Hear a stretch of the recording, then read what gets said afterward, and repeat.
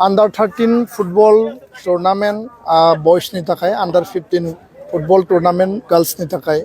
Dini Chirang jillani Khasikotra be higher secondary playground or dini jagainai. Dularai boro faraisa afada ब्रैथि खेबनि थाखाय under 13 आरो नैथि खेबनि थाखाय under 15 boys and girls आरो गाबोनो girlsनि मोनसे जन उदालगुरिनि भेरगाव बे इनॉग्रेशन जागोन।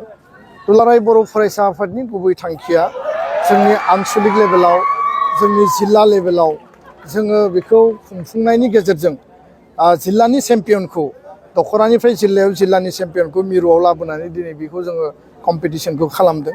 बिनि गेजेरजों बड'फाया जि सिमां नुदोंमोन गेरेमसा हारि दानाय आरो गेरेमसा हारि दानांगौब्ला सोलोंथाइजों लोगोसे जोंनि रांखान्थि समाजखान्थि आरो जोंनि लाइमोनफोरनि थाखाय जोंनि स्पर्ट्स आरो कालचार बेखौ जोङो मजबुत खालामनांगोन। आरो बेखायनो फुटबलनि गेजेरजों बर' हारिया जिहेतु फुटबलाव मोनसे लिगेसि गोनां हारि बिनोद दाब्लाया इन्टारनेशनेल प्लेयारमोन।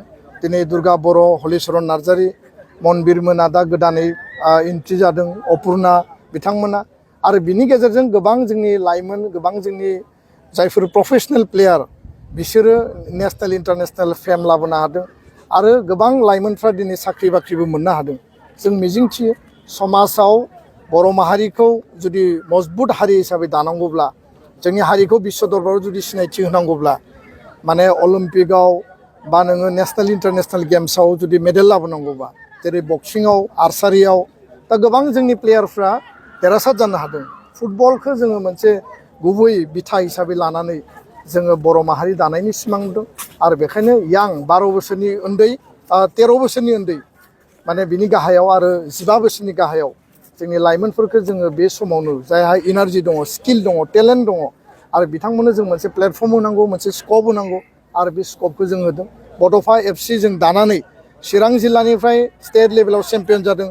स्टेट लेभेलनिफ्राय दा आई लीग गेलेगोन बड'फा एफसिया फैबाय थानाय समाव बियो थारैनो खम समनि गेजेराव मोनसे गिदिर बृहत मोनसे साक्सेस एबसुनि बर' हारिनि आरो बेखायनो ड्राग्स जौ जुवा दायना दायनि बेखौ समाजाव गैया खालामनांगौब्ला ड्राग्सनि हेंथायै जौ जुवानि हेंथायै जुदि जोङो गोजानाव दोननांगौब्ला लाइमोनफोरखौ मबाइलनिफ्राय गोजानाव दोननांगौब्ला बेबायदि फुटबल टुर्नामेन्टनि गेजेरजोंसो आरो लाइमोनफोरखौ राइट डाइरेक्सनाव पजिटिभ एनार्जिखौ जों इउटिलाइज खालामनानै बिश्व दरबाराव बर' हारिखौ जोङो आवगायलांनो हागोन। आं बेखौनो बिसास खालामो आरो एबसुनि जोंनि गासै टीमनि गुबै थांखिया उद्देश्यआ बेनो।